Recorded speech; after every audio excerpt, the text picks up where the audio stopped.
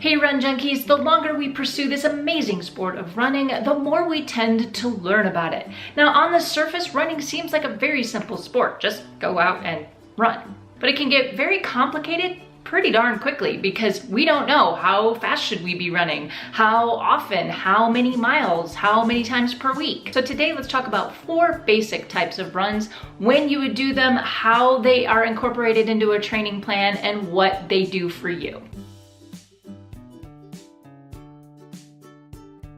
So let's start out with the long run. This is basically a run that's defined as anything over 90 minutes. If you're training for a longer distance race, a 10 miler, a half marathon, a full marathon, you will probably have a long run incorporated into your training plan once a week. Now that does depend a little bit on what training philosophy you are following, what kind of training plan you are using. It does vary from coach to coach, but typically you'll see a long run on the training plan during the build phase once a week. Now notice I didn't specify a mileage here. Long runs are basically just about time on your feet. And when you are training for a longer distance race, it's just that time on your feet. So your long run might range from 90 minutes all the way up to 4 hours.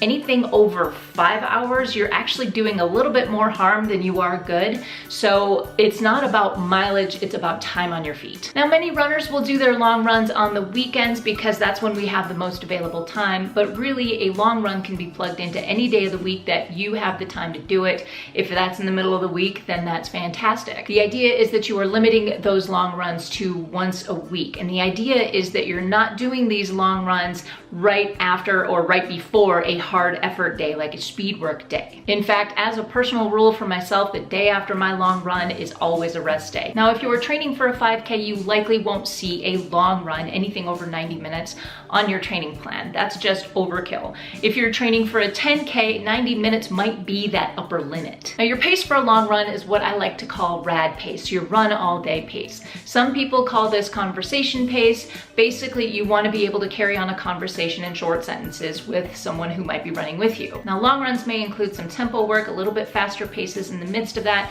depending on what your training goals are, but for the most part, that conversation pace is good for your long run. Now, if we're talking about time goals for a target race, we definitely want to start improving our pace per mile, which means we start incorporating speed work. This is a huge subcategory of runs and are used in a variety of ways depending on your target race and current fitness level. Short intervals, long intervals, strides, tempo runs, race pace. All of these are different tools used for different distances in different ways. For a full description about all of these types of runs, check out this video right here. One thing we want to keep in mind when it comes to speed work is that yes, the work is one thing, but it's the recovery after that lets that work gel. So if you are doing a hard speed work, taking the day after to rest and not run is going to be more effective in that training. Now, the next thing we have is race pace. This is where things get a little complicated and we start talking about pace calculators. But the basic definition of race pace is your target you want to achieve on race day, whatever that average pace per mile is. Now, race pace is meant to be faster than your rad pace, your conversation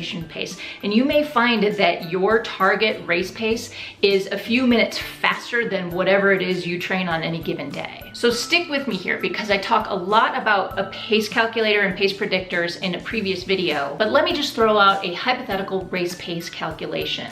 For example, my current half marathon pace was 2 hours and 17 minutes. That's an average of 10 minutes and 23 seconds per mile. Now my marathon, on the other hand, might come in around 4 hours and 45 to 50 minutes. And theoretically, my 10K pace would come in at an hour and 1 minute and 30 seconds, giving me a 9 minute and 53 second mile. The point that I'm trying to make here with all of these theoretical numbers is that your target race pace is going to depend on the distance. It's also going to determine your speed work and how you are training for that particular race. Now, it's not an exact science to use a pace predictor or pace calculator, so I just wanted you to see what the difference in training paces would be based on a target. I just want you to see how it all comes together in a plan. Some days we have fast runs by design, and some days we have slow runs by design. Now, sometimes though, depending on the training philosophy and the plan that you're following, you might have an easy mid midweek run that's about 30 to 45 minutes. When you see a short, easy run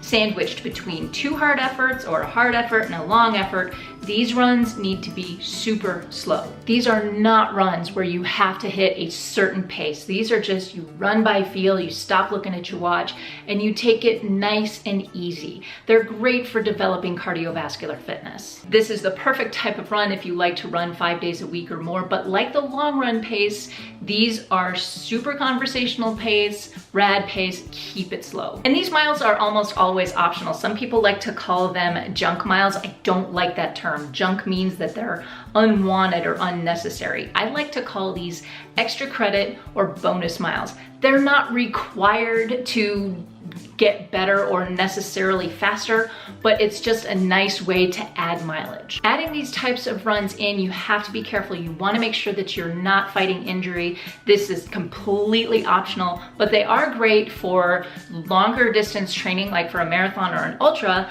and they're also great for the multi-day challenges like Run Disney events. The bottom line is this: we have a wide variety of runs from which to choose and how we do them and when we do them.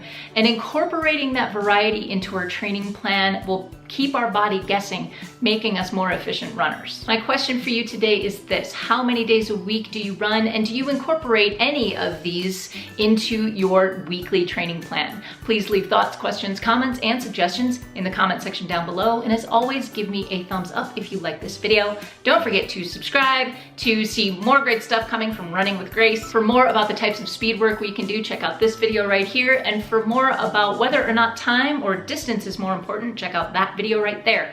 Thank you guys so much for watching. Until next time, go find your awesome and happy running.